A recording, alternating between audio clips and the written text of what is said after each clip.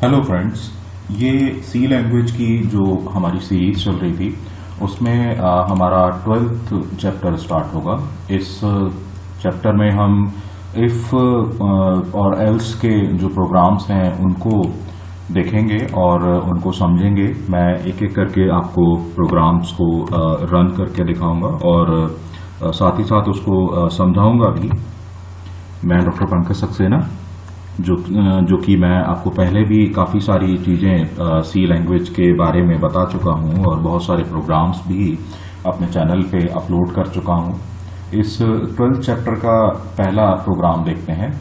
इस प्रोग्राम में हमने क्या कॉन्सेप्ट सीखना है कि हम किसी भी नंबर को एंटर करें और जो हमारा प्रोग्राम है वो हमें ये बता दे कि वो नंबर हमारा इवन है या वो नंबर हमारा ऑड है। अब इसमें सबसे पहली चीज आती है कि इवन नंबर और ऑड नंबर क्या होते हैं। तो इवन नंबर से हमारा मतलब उन नंबर्स से होता है जो नंबर्स हमारे 2 से डिविजिबल होते हैं, और जो ऑड नंबर होते हैं उनसे हमारा मतलब ये होता है कि जो नंबर हमारे 2 से फुल्ली डिविजिबल नहीं होते हैं। आप देखो जैसे इसमें सबसे पहले हेडर फाइल्स आप जानते ही हो, मैंने इसमें पहले भी आपको ये चीजें बता रखी हैं। मेन से प्रोग्राम स्टार्ट होता है, एंटर द इंटीजर कोई भी हमें लेना है। अब ये जो आप ये नंबर और मॉड्यूलस 2 या परसेंटाइल 2 इक्वल्स टू 0 देख रहे हो, तो ये डबल जब हम इक्वल टू यूज करते हैं तो ये हमारा इक्वल टू साइन कहलाता है, और जो हम सिंगल यूज करते हैं वो हमारा असाइनमेंट ऑपरेटर कहलाता है। अब ये इसका क्या लॉजिक है कि ये हम नंबर परसेंटाइल 2 या नंबर मॉडुलस 2 से कैसे हम निकालते हैं, तो इसका ये लॉजिक मैंने आपको यहाँ पे पूरा उसको डिटेल में टाइप किया हुआ है। आप देख सकते हो, उसको मैंने कमेंट में बना दिया है जिससे कि ये आपका एग्जीक्यूशन मोड में नहीं आएगा। तो यहाँ पे अगर हम कोई भी नंबर स्टार्ट में इसको इंटीजर प्रोवाइड करेंगे तो अगर इसका जो रिमाइंडर है वो 0 आएगा तो नंबर हमारा इवन होगा और अदरवाइज नंबर हमारा ऑड होगा। अब ये किस तरीके से होगा ये आप इसमें नीचे एक बार इसको आप ध्यान से पढ़ना, ये तब आपकी समझ में आ जाएगा। इस प्रोग्राम को एक बार सेव करके मैं आपको रन करके दिखाता हूँ। कंट्रोल F9 से प्रोग्राम को मैंने रन करा। अब एंटर द इंटीजर मेरे सामने लिखा हुआ आया है, इसमें फॉर एग्जांपल मैंने 7 दिया, तो 7 हमारा एक ऑड नंबर है। The number entered number is odd. ये हमें जो सही आउटपुट है वो इससे मिला। अब हम इसमें एक इवन नंबर भी देके देखते हैं। कंट्रोल F9 से फिर से मैंने इसको रन किया और मैंने इसको 6 प्रोवाइड किया input. The entered number is even. तो इस तरीके से हम इवन और ऑड नंबर्स को अलग अलग पहचान सकते हैं अपने प्रोग्राम के थ्रू। इसी सीरीज में एक इसका दूसरा प्रोग्राम हम लोग देखते हैं। चैप्टर 12 का दूसरा प्रोग्राम देखते हैं। ये हमारा दूसरा प्रोग्राम है जिसमें कि हमने ए की वैल्यू को 100 माना है और ए को हमने एक इंटीजर टाइप वेरिएबल डिक्लेयर किया हुआ है, और CLR SCR मतलब कि क्लियर द स्क्रीन मीन्स के जो पिछला आउटपुट है किसी भी प्रोग्राम का वो क्लियर हो जाएगा। अब हमने इसमें इफ कंडीशन लगाई है कि अगर a की वैल्यू 20 से कम है तो हमारे पास लिखा हुआ आ जाए कि a इज लेस देन 10, और अदरवाइज हमारे पास क्या लिखा हुआ आए कि a is not less then 10। लेकिन चूंकि हमने यहाँ पे a की वैल्यू को फिक्स कर रखा है, a की वैल्यू 100 हमने जो वैल्यू है वो असाइन कर रखी है a में, तो इट मीन्स के a हमारा ये जो इफ की कंडीशन है a हमारा हमेशा लेस रहेगा 20 से। तो इफ की कंडीशन हमेशा ट्रू होगी और हमारे पास लिखा हुआ आएगा कि a इज लेस देन 20, और लास्ट में जो हमने प्रिंटफ दिया है कि वैल्यू ऑफ a, इससे हमारी जो a की वैल्यू है जो कि 100 है हमारी, ये प्रिंट हो जाएगी। इसको रन करके देखते हैं।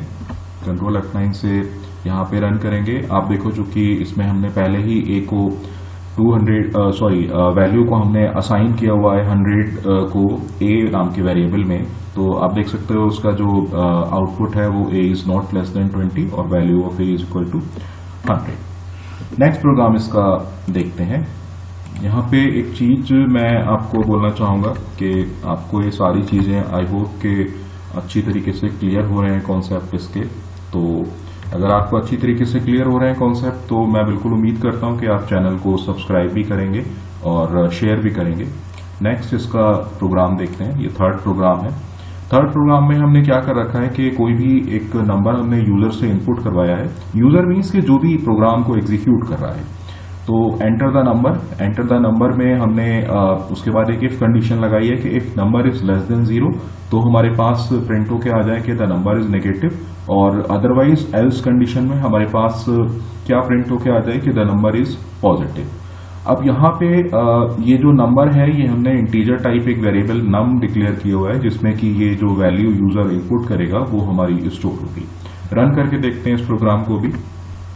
Enter the number, for example मैंने 7 दिया, एंटर करा तो ये नंबर हमारा पॉजिटिव है, जैसा कि हम देख रहे हैं कि पॉजिटिव है, हमें सही इसका आउटपुट मिला है। दोबारा से इसको एक बार रन करके देखते हैं, इसको हम कोई भी नेगेटिव वैल्यू देके देखते हैं। फॉर एग्जाम्पल मैंने इसमें -8 वैल्यू देके देखी, तो आप देखो इसमें सामने स्क्रीन पे लिखा हुआ आ गया कि द नंबर इज नेगेटिव, जो कि हमारा एक नेगेटिव नंबर है।